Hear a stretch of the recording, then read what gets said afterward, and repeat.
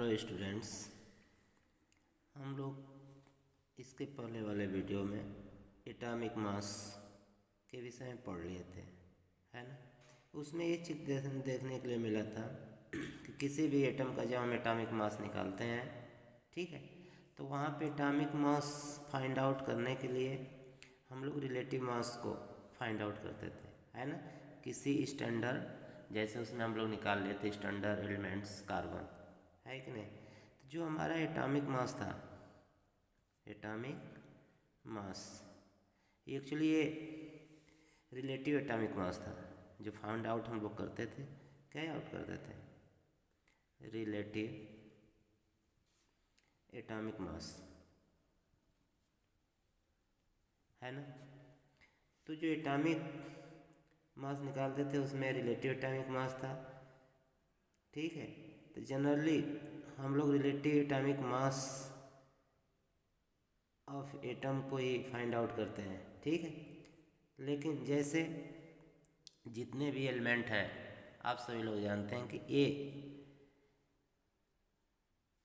अपने आइसोटॉप्स के फॉर्म में पाए जाते हैं। किस फॉर्म में पाए जाते हैं? आइसोटॉप्स। जनरली जैसे जो नोबल गैसेस होती हैं, अगर इनको छोड़ दिया जाए, नोबल गैसेस अगर इन्हें छोड़ दिया जाए तो शेष जितने भी होते हैं वो अधिकतर क्या होते हैं, आइसोटॉप्स के फॉर्म में होते हैं। तो बेटा जब आइसोटॉप्स के फॉर्म में होते हैं, जैसे आप लोग पढ़ चुके हो कि हाइड्रोजन को 3 आइसोटॉप्स होते हैं, है ना।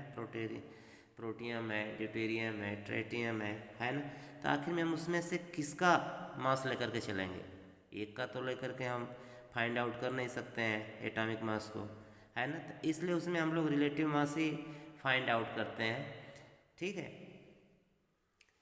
तो इस तरह से बेटा कोई भी एलिमेंट है अगर वो आइसोटॉप्स के फॉर्म में है तो उसे फाइंड आउट करने के लिए हम लोगों को इसका एवरेज एटॉमिक मास निकालना पड़ता है। तो एक नया टर्म आ रहा है, कौन सा? एवरेज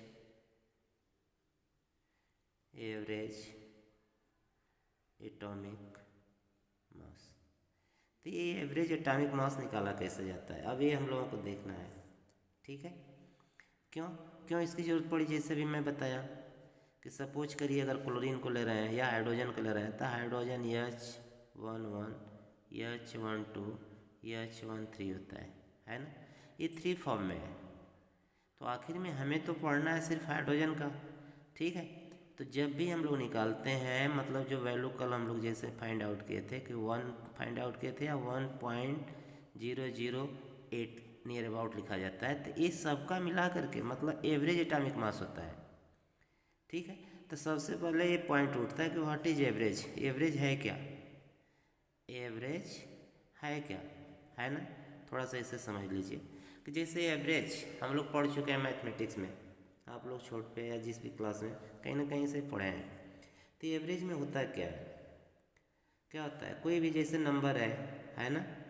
द नंबर, इसको ऐसे हम समझा सकते हैं कि the number you get when you add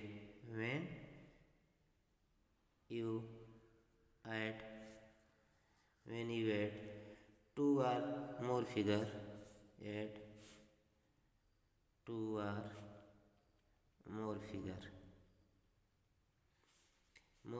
figure together and then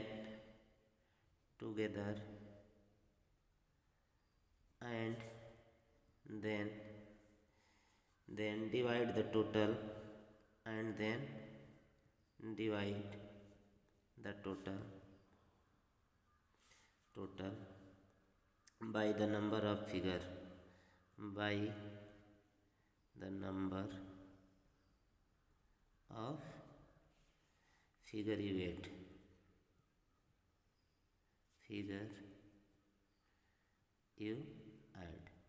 जैसे यहाँ पे मैं ये समझाने का प्रयास कर रहा हूँ बेटा, जैसे ये एवरेज निकालना है ना। तो ये एवरेज में निकालना है तो इसमें क्या करना है, जब हमें इसे फाइंड आउट करना होता है, मतलब एवरेज का मतलब समझ रहे हो ना, औसत। तो जब किसी भी 2 या 2 से अधिक संख्याओं का औसत निकालना है तो उन संख्याओं को पहले हम क्या करते हैं, उनका ऐड करते हैं, ठीक है। तो संख्याओं को ऐड मतलब संख्याओं को जोड़कर फिर दी गई मतलब संख्याओं को जोड़ करके उससे डिवाइड कर देते हैं, ठीक है ना। तो हमारा क्या निकलता है, एवरेज निकलता है। जैसे आप सपोज कर लिए कि मान लीजिए कोई बस है ना, कोई बस है, अगर फर्स्ट आवर में अगर वो चल रही है, फर्स्ट आवर में सपोज करिए कि चली 30 किलोमीटर्स, है ना। सेकेंड आवर्स में मतलब नेक्स्ट सेकेंड आवर्स में वो चल रही है कितना, 50 किलोमीटर्स। हो सकता है कि फिर नेक्स्ट 1 आवर में वो कितना चले, 40 किलोमीटर्स। तो अगर इसका हमें फाइंड आउट करना है कि एवरेज कैसे होगा, तो जो टाइम है इसको यूनिफाइड करना होगा, है ना। तो इसका एवरेज निकालने के लिए आप लोग जानते भी हैं कि एवरेज इक्वल टू हो जाएगा टोटल डिस्टेंस, है ना, कितना, total distance upon total time taken.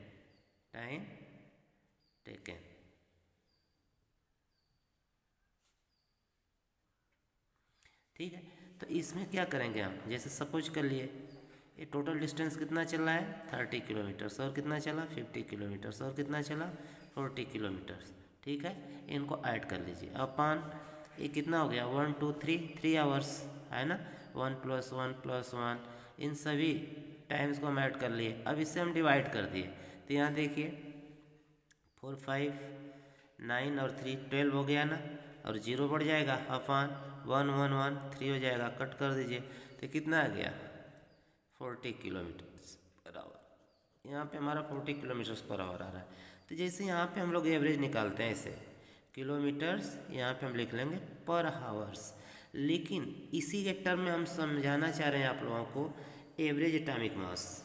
ठीक है, तो एवरेज एटॉमिक मास के लिए जैसे हमारे जो अर्लियर साइंटिस्ट थे उन्होंने अपना एक्सपेरिमेंट किए कि जैसे किसी भी एटम का अगर हम निकाल रहे हैं, ठीक है, तो एक एटम का निकल रहा है, लेकिन जब वो अपने आइसोटॉप्स के फॉर्म में जब फाइंड आउट हो रहे हैं सब, मतलब एबंडेंस मात्रा में पाए जाते हैं, या कुछ इसमें से लेस मात्रा में होते हैं, कुछ मिडिल में होते हैं, मतलब इंटरमीडिएट होते हैं, तो आखिर में किसका लिया जाए, है ना। तो इसलिए वो सब अपना एक टेक्निक यूज किए और इसे एवरेज एटॉमिक मास में कन्वर्ट कर दिए कि जितने भी एटम होते हैं उनका क्या निकाला जाएगा, एवरेज एटॉमिक मास। और इसे निकालने के लिए उन्होंने एक फार्मूला ड्राइव किया, है ना, अर्थात average atomic mass equal to हो जाएगा आपका क्या, यही देखिए ये जो है ब्रैकेट बनाइए, इसमें फिर हम जो है कर्व ब्रैकेट बनाएंगे और जिसमें लिखेंगे परसेंटेज, है ना, किसका, आइसोटॉप्स का। जैसे एबंडेंस कितने मात्रा में पाया जाता है, एबंडेंस ऑफ फर्स्ट आइसोटॉप्स, ठीक है। एक तो ये हो गया, प्लस इसी में दूसरे के लिए लिखेंगे परसेंटेज एबंडेंस, है ना, एबंडेंस ऑफ सेकेंड आइसोटॉप्स। ठीक है, इसका हो गया। लेकिन यहाँ पे इनटू मास करना होगा, क्या करना होगा बेटा, देखो छूट रहा है, एक मिनट यहाँ पे लिख लेना है, ठीक है। Average atomic mass equal to, ठीक है, स्क्वायर ब्रैकेट बनाइए, फिर curve bracket percentage abundance of isotopes first into. अब यहाँ पे जो इनटू करेंगे इसमें हम मल्टीप्लाई कर देंगे इसके मास से, ठीक है ना, इसका जो भी मास होगा, ठीक है। कर्व ब्रैकेट बंद करिए, प्लस फिर इसमें होगा percentage abundance of isotope second, ठीक, इनटू इसके मास से मल्टीप्लाई करिए, प्लस क्या करेंगे, इसमें मान लीजिए अगर थर्ड है, जैसे 1 2 3 है, तो इसका भी आ जाएगा, ठीक है। फिर यहाँ इसको क्लोज कर लेंगे और होल अपान क्या करेंगे, होल का बटा कर लेंगे बेटा टोटल परसेंटेज एबंडेंस, ठीक है। तो इस तरह से हमारा एक फार्मूला निकल करके आ गया बेटा। देखिए ये फार्मूला बन गया किसके लिए, फाइंड आउट करने के लिए। किसको फाइंड आउट करना है, एवरेज एटॉमिक मास को।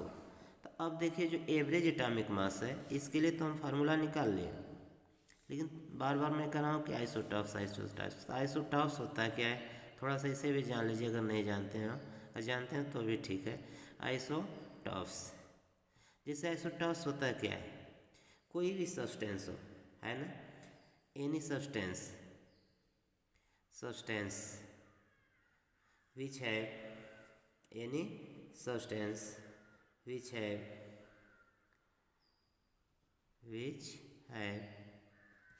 same atomic mass, कौन सा, atomic mass, same atomic mass, and या बट डिफरेंट या नहीं एटॉमिक नंबर होगा ना, एटॉमिक मास नहीं, atomic number and but different atomic mass. इस तरह से बेटा इन्हें तो हम कहते हैं क्या है, आइसोटॉप्स है। जैसे सपोज करिए आपके एनसीईआरटी में दिया है, जैसे क्लोरीन को हम ले रहे हैं, किसको, Cl, क्लोरीन। तो जो क्लोरीन होता है Cl2 बेटा, है ना। अब इसका जैसे हम लोग जानते हैं कि लिखा जाता है 35.5 AMU या ग्राम, या 35.5 ग्राम, ठीक है। ये तो हम लोग जानते हैं कि इसका इतना, लेकिन ये आया कैसे फाइंड आउट हुआ। तो इसे फाइंड आउट करने के लिए एग्जाम्पल के रूप में जैसे हम देख रहे हैं, देखिए इस फार्मूले पे इसकी वैल्यू को पुटअप करिए, ठीक है। तो यहाँ पे हम लिख लेंगे average atomic mass of chlorine, लिखिए average atomic mass of Cl2, ठीक। तो फार्मूला यही करेंगे हम, जो ये फार्मूला हम लिखे हैं ना यहाँ, इसी पे इसको पुटअप करेंगे। तो जैसे पहले हम इसमें स्क्वायर ब्रैकेट के अंदर कर्व ब्रैकेट में लिखा है फर्स्ट का, तो फर्स्ट आइसोटॉप इसके 2 होते हैं, कहाँ गया, क्लोरीन है ना। जैसे Cl2 के 2 आइसोटॉप्स होते हैं, एक C1735 होता है और एक C1737 होता है, ठीक। तो इन दोनों का एवरेज निकालना है, इसका भी और प्लस इसका भी, इन दोनों का। क्यों, क्योंकि एग्जैक्ट तो कहीं लिखा नहीं मिलता है, लेकिन भले हम लोग कहीं देख लेते हैं 35, तो एक्चुअली वो क्या है, कैलकुलेशन करने की दृष्टि से लिखा जाता है, लेकिन एक्यूरेट इसका ये होता है रिलेटिव एटॉमिक मास। समझ में आई बात, मतलब एवरेज एटॉमिक मास। तो यहाँ भी बेटा जैसे हम लिखेंगे परसेंटेज, है ना, तो किसका लिखेंगे, इसका परसेंटेज देखेंगे कितना होता है। तो ये नेचर में पाया जाता है नियर अबाउट कितना 75%, और ये पाया जाता है नियर अबाउट 25%, ठीक है। तो अब तो यहाँ पे हम निकाल लेंगे इसका, लिख देंगे 75%, एविडेंस लिख लिए, इनटू इसका एटॉमिक मास कितना है, यहाँ देखिए 35, तो यहाँ पे हम 35 कर लिए, अपान यहाँ पे इसको क्या है, कर्व ब्रैकेट है ना, क्लोज कर लिए, फिर प्लस सेकेंड डालेगा कितना हो जाएगा 25 है, 25 इंटू 37 कर लिए, इसे भी क्लोज कर लिए और स्क्वायर ब्रैकेट बंद कर लिए, अपान का मतलब क्या है, अब इन दोनों का जो क्या है यहाँ पे टोटल परसेंटेज एवेंडेंस है ना ये, अब इसको नीचे हम पुटअप कर लेंगे। तो 75 प्लस कितना हो जाएगा 25। अब इसको हम कैलकुलेट करेंगे बेटा, तो जैसे इसका इसमें हम कैलकुलेशन करेंगे, ठीक है। तो आप मल्टीप्लाई करके देख लीजिए, हम कर चुके हैं। जैसे होगा 2625, इसका आ जाएगा बेटा तुम्हारा कितना, इसका इसमें आएगा 925, ठीक है। अपान ये दोनों ऐड कर दीजिए तो 100 हो जाएगा। अब देखिए इसको ऐड करिए, ठीक है, इन दोनों को। तो जब इन दोनों को हम ऐड करते हैं तो आएगा 3550 अपॉन 100, और जब इसी को आप सिंप्लीफाई करेंगे तो निकल करके वैल्यू आएगी 35.5। तो अब देखिए मैं निकाल रहा हूँ क्या, एटॉमिक मास। एटॉमिक मास को हम लोग पीछे पढ़ चुके हैं कि इसकी यूनिट AMU में लिखते हैं, किस में, AMU में। इसी को जब हम रिप्रेजेंट कर देंगे G से, तो ये हो जाएगा 35.5 ग्राम। तो इस तरह से बेटा हम लोग इस वीडियो में अभी क्लियर किए क्या, एवरेज एटॉमिक मास। ठीक है, तो जो एवरेज एटॉमिक मास है ये तो हम लोग फाइंड आउट कर लिए, लेकिन इसी के टर्म में एक और थोड़ा सा टर्म समझ लीजिए। जैसे सेकेंड टर्म आता है, ठीक है, ग्राम एटॉमिक मास। क्या आता है? Gram atomic mass. तो जो ग्राम एटॉमिक मास होता है, थोड़ा सा इसको समझिए, बहुत ज़्यादा कुछ इसमें लेंदी नहीं है, बस इसको समझ लीजिए कि ग्राम एटॉमिक मास जो होता है ये होता क्या है। तो when atomic mass is represented in gram, करना कुछ नहीं है। जब हम एटॉमिक मास को, किसको? एटॉमिक मास को रिप्रेजेंट कर दें, when we represent, when we are represented atomic mass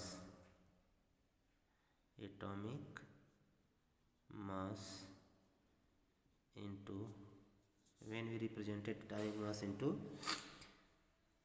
ग्राम, जब इसको हम किस में रिप्रेजेंट कर दें? ग्राम में। ठीक है, एटॉमिक मास को ही ले गए किस में? टर्म, ग्राम में। तो it is called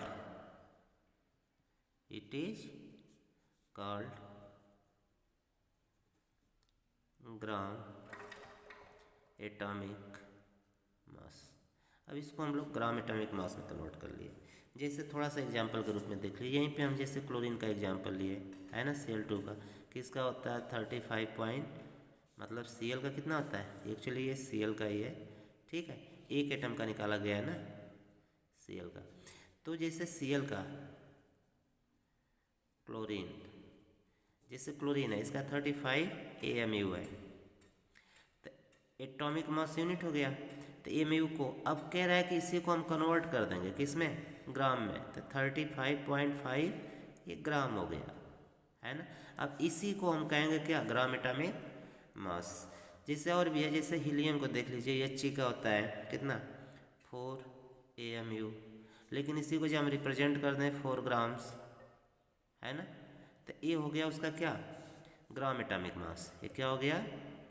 gram atomic mass. ये क्या था उसका? एटॉमिक मास था, किसका? हीलियम का। ठीक है, तो इस तरह से बेटा एक टर्म में भी आपका क्लियर हो गया कि ग्राम एटॉमिक मास क्या होता है।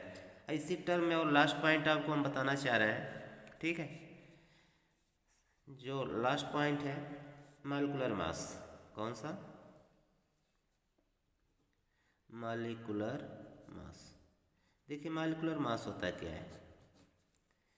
तो जो मॉलिक्यूलर मास होता है बेटा, ये सम होता है। क्या होता है? Sum of mass of all the atoms, sum of mass of all the atom. कहाँ पे? Atom present in a molecules is called molecular mass। ठीक, जैसे इसमें क्या करा है, जैसे आप जानते हैं कि कोई भी सब्सटेंस बनता है तो एटम से मिलकर के बनता है। किससे? एटम से। अगर वो जिस एटम से बना है उन सभी एटम्स का अलग अलग हमें मास पता हो, है ना, तो सबका सम कर लेंगे तो किसका निकल जाएगा? मॉलिक्यूलर मास का। जैसे आप जानते हैं किसका, जैसे सपोज कर लीजिए एग्जाम्पल के रूप में, है ना, एग्जाम्पल के रूप में देख लीजिए, जैसे H2O है। क्या है? H2O है। तो जब H2O है तो तुम्हें पता है कि हाइड्रोजन का भी हम लोग फाइंड आउट कर चुके हैं कि इसका मास 1 होता है ना। तो 1 इंटू यहाँ हाइड्रोजन कितना है? 2 हो गया, प्लस ऑक्सीजन कितना है? 1 ऑक्सीजन का मास कितना होता है? 16, है ना। तो 16, अब इसी को ऐड कर लो मल्टीप्लाई करके, 2 + 16 = 18। 18 क्या हो गया? अब मॉलिक्यूलर मास ऑफ H2O मतलब वाटर का निकल गया, है ना। क्या निकल गया? ठीक है, AMU भी लिख सकते हैं या इसी को हम लिख लेंगे 18 ग्राम। ठीक है, तो इस तरह से बेटा यहाँ पे हम लोग 3 चीज़ें क्लियर किए। एक तो हम लोग क्लियर कर लिए, किसको, देखिए एवरेज है ना, जिसका फार्मूला यहाँ पे है एवरेज, क्या है, एवरेज एटॉमिक मास। ठीक है, तो एवरेज एटॉमिक मास का फार्मूला यहाँ पे क्लियर किए हैं, क्या है, परसेंटेज अबेंडेंस इनटू मास, है ना। और यहाँ पे है सेकेंड वाले आइसोटॉप्स का, अदर और भी हैं तो उसमें ऐड कर लेंगे, फिर टोटल अबेंडेंस लिख लेंगे परसेंटेज में, कैलकुलेशन करके निकाल लेंगे। दूसरा हम लोग अभी फाइंड आउट किए क्या, ग्राम एटॉमिक मास, कि जब हम एमयू को जब किसके टर्म में, एमयू को ग्राम के टर्म में रिप्रेजेंट कर देते हैं तो ग्राम एटॉमिक मास हो जाता है। और जब मॉलिक्यूलर मास की बात आती है तो किसी भी सब्सटेंस के अंदर जितने भी एटम्स प्रेजेंट होते हैं, अगर उनके मास को अलग अलग ऐड करके लिख दिया जाए तो उसका मॉलिक्यूलर मास हो जाता है। तो इस तरह से बेटा ये पॉइंट हम लोगों का समाप्त हो रहा है। ठीक है, हाँ, इसके मॉलिक्यूलर मास याद करने के लिए, मतलब निकालने के लिए कुछ चीज़ें, जैसे मैं कहा था आप लोगों क्लास में कि 1 से लगभग नियर अबाउट 20, है ना, या 30 तक याद कर लीजिए हो सके तो, और न हो तो 20 तक तो मोस्ट इम्पॉर्टेंट है। उसके अलावा भी कुछ एलिमेंट्स हैं, ठीक है, जैसे ब्रोमीन है, Fe है कि नहीं, इन सबको याद करना बहुत ज़रूरी होता है। ठीक है, Ag है, क्योंकि इनका यूज है हमारे डेली लाइफ में, अब प्लस हमारे बुक के अंदर भी, तो थोड़ा सा इन सब चीज़ों को अगर हम याद कर लेंगे तो हमारा कैलकुलेशन, ठीक है, ईजी हो जाएगा। ठीक है बेटा, तो इस तरह से पॉइंट समाप्त होता है। नेक्स्ट पॉइंट नेक्स्ट वीडियो में बात किया जाएगा। Thank you.